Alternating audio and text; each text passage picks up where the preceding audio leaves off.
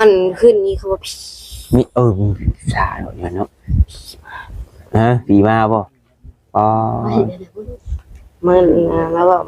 มันเห็นงูตัวเมื่อวานเนี่ยโอ้เฮ็ดเป็นหมู่เอาแม่นคนเทศดีนี่เว้าดีๆ อันนี้นี่เล็กตัวอันนี้ตัวมันมาเป็นหมู่เลยจะไปเบิ่งรถตูดไผ่ขึ้นเมื่อวานนี่ก็อิ่มอยู่นี่แหละพี่น้องเอ้ยเนาะอันปิ้งซีนน้าน้องน้อยบัดซินบัดไรบ่ตัวเห็นไงจ้ะตัวเห็นนี่แอนเว้าเว้าค่อยต้องบุญทวีทนบ่ได้พี่น้องเอ้ยเนาะย่านผีว่าซั่นเพิ่นว่าแล้วเพิ่นว่ามีแม่ตู้สอนว่าผีเห็นผีได้ปบแท้จริงเราคิดฮอดน้องน้อยแม่นว่าน้องน้อย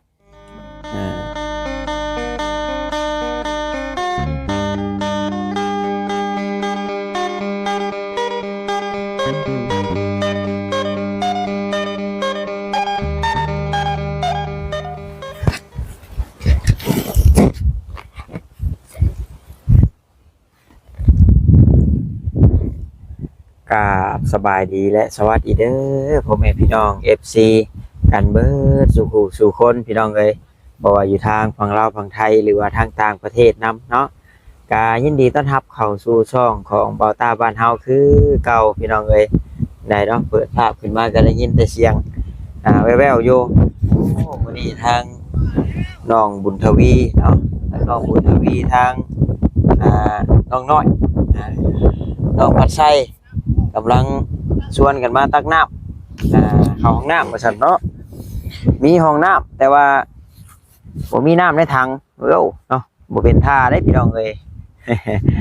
เอาก็คือว่าแหละพี่น้องเอ้ยมาแต่เฮือนน้องสุดใจแล้วก็ลวงขึ้นมาพี่เนาะพี่น้องวันนี้ก็มานํกัน2คนกับน้องเวตาเพิ่นพี่น้องเอ้ยบ่าวเวียดกลับลงก่อนแล้วทางทีมงานเนาะทางบ่จิตบ่แสนก็จังไดคือว่าเห็นลงคลิปเตรียมเครื่องเตรียมของสิขึ้นไปทางเซโปนว่าซั่นเนาะมื้ออื่นบ่เอาพี่น้องเอ้ยเบิ่งก่อนเนาะแต่ว่าบ่มีธุระป้าปังอีหยังบางทีก็สิได้ขึ้นน้ำซุปเพิ่นพี่น้องเอ้ยถ้าพังเบิ่งก่อนเนาะบ่แซนว่าจังใดพี่น้องเอ้ยก็คือว่าแหละเนาะพี่น้องคือทางเบาต้านั่นตกมาในทิศนี่น่ะมีเวียกหลายอยู่พี่น้องเอ้ยเนาะช่วงตอนเช้าตอนหยังสินะเพราะว่ามันมีขึ้นเฮือนใหม่เอ้ยน้องแน่สินะงานเกี่ยวงานดองในบ้านตอนเช้าแบบพอได้ไปสินะพอได้ไปซอยก็บ่ได้อยู่เบิดมื้อดอกพี่น้องเอ้ยเนาะก็บ่ได้อยู่เบิดมื้อดอกแต่ว่าถ้าว่าทางบ้านทางเมืองเพิ่นได้หาเฮาก็ต้องได้แล่นไปซอยสินะมันก็ในการไปการมาก็บ่เต็มมิตรบ่เต็มหน่วยปานใดเนาะนี่แหละจังว่าเดี๋ยวมื้อบ่แลงสิถามทางแม่มินนี่เพิ่นเพิ่มก่อนเนาะว่ามีดองเพิ่นอีกอยู่บ่ในระหว่าง 2-3 มื้อนี่นะพี่น้องเอ้ยก็เห็นทางเบาจิตกับเบาแซดเนาะลงคลิปว่าสิขึ้นเซโปนอีกว่าซั่นถ้าฟังเบิ่งเนาะว่าจังใดพี่น้องเอ้ยจังว่าคุยกันป้าซะเนาะเดี๋ยวสิเข้าไปหาทางน้องน้อยเพิ่นก่อนพี่น้องเอ้ยเดี๋ยวเอาวันนี้ก็เอายำเนาะมาฝากมาต้อนเพื่อนปุ่นมันจนยาเย็นเลย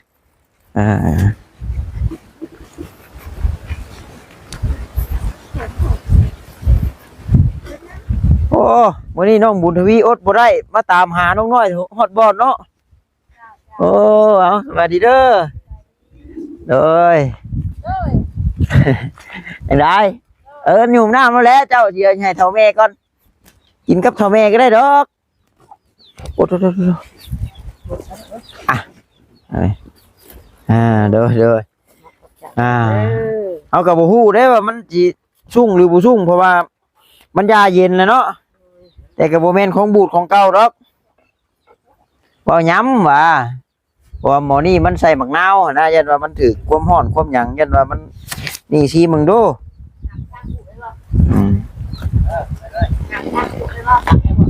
แต่พอแล้วอุ้มแพ้ยางไปใช่ป่ะมาทุกดินบล็อกเลยออกไปเบิ่งดินบล็อกได้มาเพิ่มอีกแล้วดินบล็อกน่ะบ่ได้ออกทุกยันคนหลักบ่ โหย่านดอกย่านว่าฝนตกฝนตก โอ้ยฝนตกแบบให้มันนั่นทำมาแล้วดินบอกให้แข็งแล้ว นั่น ยังคักแล้วผู้โตผู้สาวหาบผู้บ่าวหิวเนาะรถคักกะลีเช็ดแตดไป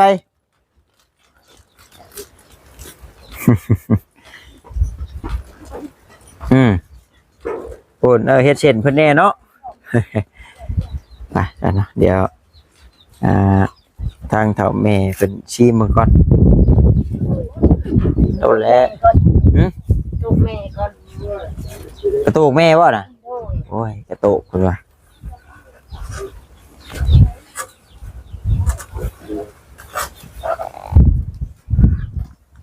คือฟ้าคือฝนที่ตกน่ะบ่ตกจักเทื่อพี่น้องเอ้ย ให้ตกลิเมกอะมึง พอดีคืมหันคืมนี่อยู่เนาะ โดย มึงดูเฮ้ยบ่ได้โอบ่เพราะว่าปกติแม่มินนี่เพิ่นสิใช้ถังน้ำแข็งไว้ได้พี่น้องเนาะเพราะว่าเฮาใช้บักนาวยำเฮ็ดพี่น้องเอ้ยเห็นได้แม่ยังได้อยู่บ่ก็บ่แม่นว่าแบบอันนี้ได้พี่น้องเนาะก็ให้ใหม่ๆแหละแต่ปกติเฮาสิใช้ถังน้ำแข็งไว้ที่นะเอากินฉันไปเดี๋ยวให้แม่เพิ่นกินก่อนลงตารางก่อนพี่น้องเอ้ยจังได๋เมื่อวานนี่บ่ยาวซักเบิดจะเข็มยาบ่มีบ่โอ้เนาะเมื่อไรบ่ได้พาน้องน้อยเพิ่นหาเขียดอีกบ่เนาะเอ้าสบายดีเนาะทางนี้เอ้าสบายดีเด้อทางนั้นโอ้คือว่าสิเฮ็ดคอนเทนต์ตกอูกบ่เฮ้ยเนาะตกเรื่อยลายก็บ่ไหวเด้ตายย้อนได้มื้อโตยเลือดทางในสมองตกโค้งตายก่อนถามแล้วแม่ขึ้นกินนะยำนะแม่ใหญ่โต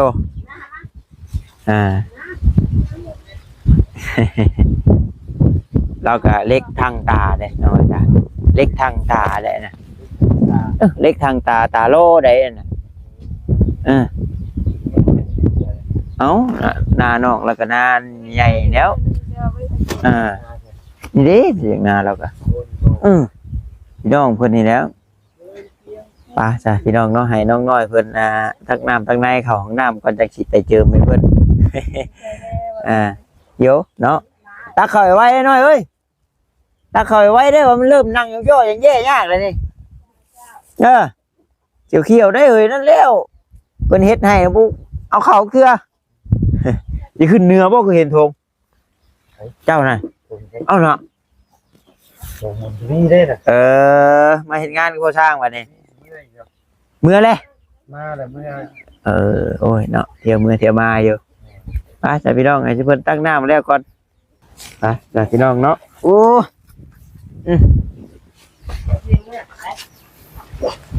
โอ้สิได้เมื่อเลยสิได้อำลาพาจากเลย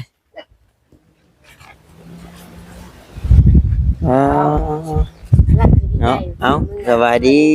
จิเมื่อเลยตัวดันดนมาหาไก่จิเมื่อป้าเลยมาเวสิบ่ฉันเมื่อเท่านั้นแหละจ้ะไปฉันน้อยไล่เมื่อนี่ไปถ่ายใส่ก่อนแน่อยู่เนาะเฮ้ยจักเส้นน้อยนี่ข้าวเส้นโอ้ข้างถึงเขาหาเพิ่นถามแม่ได้ไหมถือยังมาฮะถามแม่เบิ่งเอาจะกินเลยนี่บ่ตาคือยังมาถือยำคือเจ้ากินเมื่อนั้นแล้วแต่กินท่านเบิร์ดดอกสองทงพู่คือกินกันไปอยากกินจ้ะบุญพี่บ่อยากบ่แต่เขาอ้ายเพิ่นได้บ่อยากบ่ถือลงมาจะถ้วยชูเพิ่นกินเลยกระแลมสิจะเป็นคนว่าเอากระแลมมาขายโอ้ยมันหนาวเนาะหนาวบ่ฮ้อนนี่ค่ะหนาวฮ้อนนี่ค่ะปูน10เล็ก20บัดผู้ทางนี่เราบ่ได้เมื่อบ่บอกโอ้แล้วสิมื้อพยายามมาแซวผู้กันเอ้ยในเมื่อเลยผู้ช่างอ่ะเหรอเมื่อคืนนี้เราก็มื้อเมื่อวานนี้เราก็มื้อ เขาก็ไปจากเมื่อเลย ก็ฉากหลังมันเรื่อยๆเนาะ วันทำเมื่อคือว่าสิ้นโทรศัพท์หน้าจอมันการน่ารักเมื่อ เนื้อรักมา ไปดิ่งก็เด้อมือ โยบอกคนมีลูกมีเมียเนาะลอยเมื่อหาเมียแล้วตัวผู้มีเมียกันนอนอยู่หน้าผู้ชายแล้วบอก นอนกับคนอู ใกล้ๆจะไปใกล้หลายได้หัวหมูม่วมได้ นอนขึ้นนี่เขาว่า มีมีชาเนาะเนาะฮะปีมาบ่อ๋อ มันแล้วบอกมันเห็นตัวมือวันเนี่ย โอ้ให้เป็นหมูแต่ว่าเป็นคนเทนดีนี่ว่าดีๆ อันนี้นี่เล็กตัวอันนี้ตัว มันมาเป็นหมูเลย จะไปเบิ่งรถเราจุดไผ่ขึ้น เราจมเรียงเขาจะดิ้ง ไพ่จม เถาอันนี้ ไม่เท่าน้องอูน้องอีนะตัวมาไอ้ใส่กับอะไรเมื่อวาน เพราะว่านะเราไกลประสาทเนาะ ตัวมาไอ้ใส่กับเราดีเมื่อวานนี่จะไปเห็นคลิปว่า ยังบริ จะไปเบิ่งรถ ตรงนี้มีเถาสองมีเถาอันดำก็มีลานสองคนนะไปเบิ่งรถ เท้าแล้วก็ดำ เราจมขมุกขโมยแล้วก็จุดไฟเลยป้อนทบ ๆสีดอกแล้วก็ลูก มีผีอัน ตัวมือว่านฮะไอ้ใส่ มี นี้ ผีปุยได้พี่น้องเนาะเอาหลายคน เขาจะเมื่อย เด็ด แล้วว่าอ๋อพระเจ้าโดดเตียง ว้า พี่หลอกใช่ไหมทำผู้บ่าว ถามว่าปูนไปชูกันกินอยู่ ทำไปเดี๋ยวก็ลูกผูก สันทบุเมื่อเราเคยถิ่มพี่เมื่อเลยเลย โอ้มื้อนี้ทีมพีมื้อนี้นะปลาไปทางกินนะ กินมาได้นะไอ้กินรสจันทร์เขาพี่อยาก เอาช่างว่าได้มาได้มั้ย โน้ตอยาก เนาะบ่อยาก โอ้ผมเมื่อเราคนนี้คุณพี่มา ไปแม่ เมื่อเราใหญ่เลยมาเลย เปลี่ยนใจได้เห็นแนวกินเลย ยำข้าวเกี๊ยวใช่แม่มาเด้อ ลงมาได้แม่ มาเด้อ กินมันกัน กินนะครับโอ้ในของแช่เนาะ โดสวัสดี กินบ่ ไม่มาแล้วเว้ย น้ำมันบุญทวีเอาอยากอย่างเดียวตอนนี้ เดินไปทางเขา อยากมือ มีมุนบ่นี่ มาจะใช่อันนี้ รอคักกัน มา เนื้อคายบอก เพื่อเก็บสลดมาบ่ แกรถมา หลังนี้เลยลงเลย เอาคลิปเก่าแล้ว เจ้า คลิปใหม่มันก็นานแล้วเนาะ11นาทีเลยข่อย ย้ำเลย ข่อยเมื่อยกินแล้วข่อย ไม่กินละ บ่เนาะเมียย้ำตลอดเนาะ เหนื่อยก็มือหนาก็มาผิดได้เด้อ มาอยู่ ได้อยู่ เนาะ ได้อยู่ข่อยชุ่มเชยอยู่ มากินละหอยเมื่อวานนี่น้องหอยแกงหอยช่วยกินได้มื้อนี้ แกงหมดเนาะ ห้อย เชเนาะเชกระตัดก้น ว่า เออ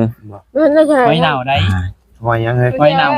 เน่าเลยหอยน้อยนะเทมบ่อยู่น้ำมันอาบน้ำจะโดนน้ำน้ำบกรถป้อมินครับที่เขียนกับว่าไม่ได้ไม่ได้อาบน้ำนะ มันคนละหอยจูบนะหอยจูบหอยคมนั่นเนาะเกี่ยวเอ็มพันซี นะแต่พอจัง FC เพิ่นจังพวกน้องน้อยคือเริ่มมันขี้ไล่เข้าแล้วบัดนี้เดี๋ยว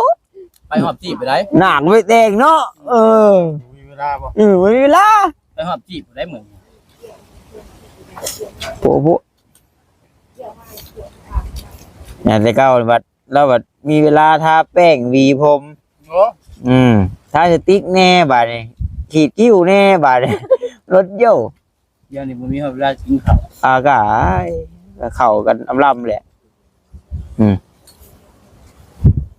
เอาใส่กินจะเนาะ แกงหอยกับทวีตเมื่อ คำรถเนาะ ข้าวไปใช้บ่ เขาแรงพี่ได้มื้อนี่น้อยเนาะ มีไฟก็เล็กน้อย โอ้บ่มีกับบ่ยากได้แกงหอยนะผักกีตูผักยังลาวใช่เอามีอย่างนี้เฮ้ยผักแยงเนี่ย บ่มี มันเหม็นเนี่ยผักแยงเบิ่งเด้อแกงหอยก็ใช้ข้าวเบื่อแล้วก็ผักกีตูผักบัวผักหยังเฮานี่ล่ะ มันไม่เบื่อ ยาลักโมเฮ็ดหยังชูกินก็สิกินได้มื้อนี้เมื่อวานนี่ก็อิ่มอยู่นี่แหละพี่น้องเอ้ยเนาะอันปิ้งซีนน้าน้องน้อย เบิดชินเบิดไรบ่ ตัวเฮงไงจ้ะ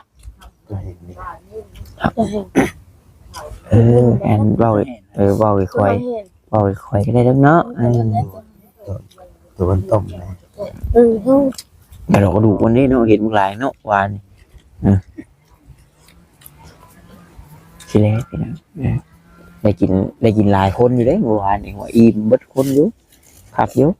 บ่ตาเมื่อจนกินข้าวก็มาค้ามไปเมียถามเจ้าคือมันบ่กินกับน่ากินเลยสิ้นนะกินลงไปก่อนเลยว่าอยู่กันน้อยเมื่อหัวโจกมาขามหน่วยเรียบร้อย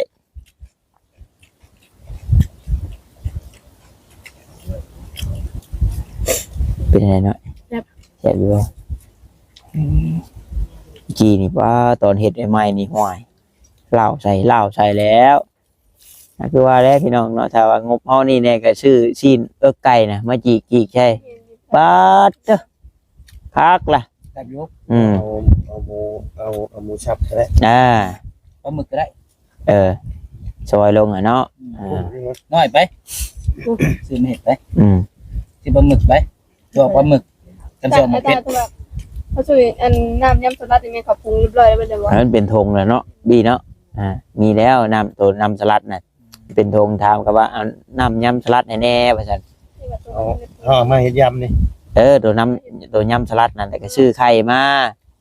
ชื่อหมูสับมาคือเบาไล่เบาแนะแล้วก็แซ่บเลยคักเลยบอกแล้วเฮาอยากเนื้ออยากซีนอะไรแม่นชื่อมาใช่นะบ่เห็นเขาเจ้าใส่แต่ซีนงัวกับซีนควาย ครับไดโนเสาร์ ลองเบิ่งหน่อย ส่วนไข่บ่ไก่บ่หมูสับบ่เห็นเขาใส่อยู่ ขายอยู่ไหนวะ โอ้สวรรค์ทุกอย่างครับ ไดโนเสาร์ได้เฮ้ยซีนไดโนเสาร์ได้ ว้าย เขาสิขายอย่างนี้เนาะ เอ้าปากมันโล อย่าเลยข่อยเพิ่นให้คลัมซีนสร้างซีนไดโนเสาร์ซีนเสือซิต้า ซีนเสือดาว เขาบอกครับมีบัด นะข่อยเคยกินได้หนังช้าง แบบบ่ กุย นี่คือใจ เอ้ากินกับพ่อบ่าวเวียดพ่อเสี่ยวเพิ่นมาต้อนเพิ่นมาแต่ผู้สังอันแห่บ่เพิ่นปีแต่เพิ่นลงมาเฮ็ดใหม่ปีนั้นเด้เอาทางนั้นเพิ่นบัดเลี้ยงช้างเลี้ยงหยังบัดช้างเพิ่นมันเพิ่นอาจจะ แบบปีนผู้ช่างแห้เมื่อคืนนี่ไปชื่อ49ตัวเดียว เรียบร้อย ตายเขาเลาะข่อย แหน เจ็บเสร็จเลย ออก09โคโล ออก09 น้องน้อยบ่ผ่านหยังคนรวยน้องน้อยโอ้ยหน่อยเลย เขาลืมเมื่อคืนนี่ เขาว่าสิบ่ มือพูดจังผ่านบัดนี้ แต่เด้อ โดยเอาเนาะน้ำก่อน ลืมติเนาะ เรื่องฟันอีกธรรมดานะ น้องบุญทวีทนบ่ได้พี่น้องเอ้ยเนาะย่านผีว่าซั่นเพิ่นว่าแล้วเพิ่นว่ามีแม่ตู้สอนว่าผีเห็นผีได้ปบ เป็นยังไงก็ยิน แท้จริงเราคิดฮอดน้องน้อยแม่นว่าน้องน้อยผีมาได้ใช้กูมือนี่บ่ไล่กับย่านนี่บ่ เป็นย่านนะบุญทวีแล่นน้ำก้นบ่ทัน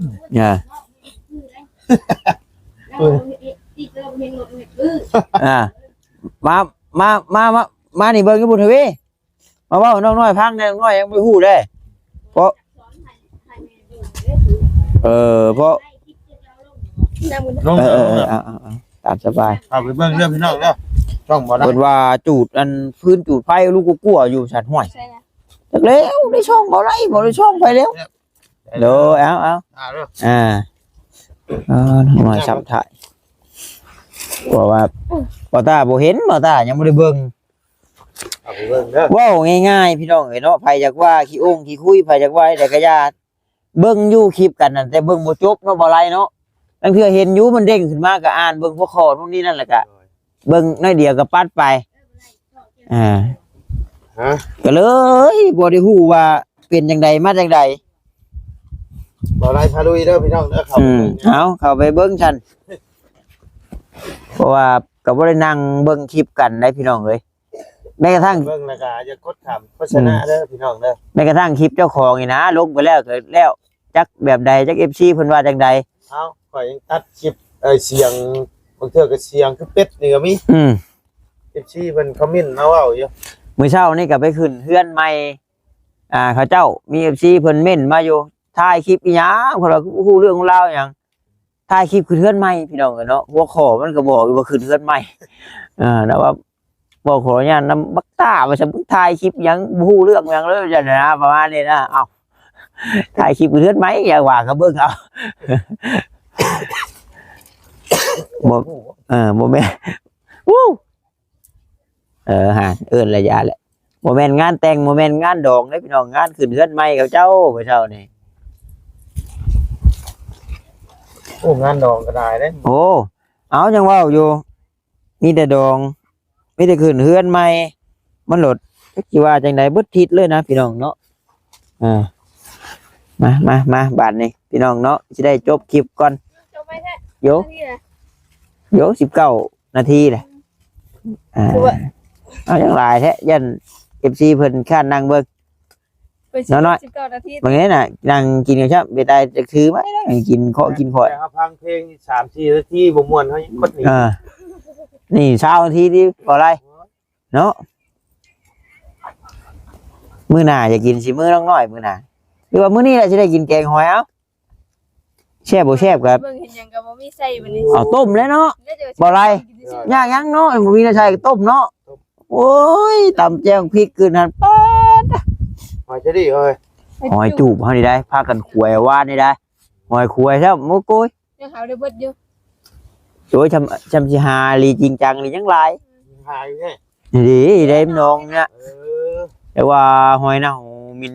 ลึกๆนะ มันเป็นแค่เลย จนแค่เอานั่นแหละจ้ะเอาสบายดีเนาะโดยสบายดีสบายดีทางนี้ไปจ้าพี่น้องเอ้ยเนาะให้เพิ่นกินก่อนหน่อยสิว่ากินอยู่กะนี่อยู่ซั่นขอบคุณขอบใจหลายๆพี่น้องเนาะที่เข้ามาเบิ่งมาชมแล้วก็บ่กดข้ามโฆษณาเด้อพี่น้องเด้อเนาะท้ายคลิปนี้ก็ขอกล่าวเข้ามาสบายดีพี่น้องบ๊ายบาย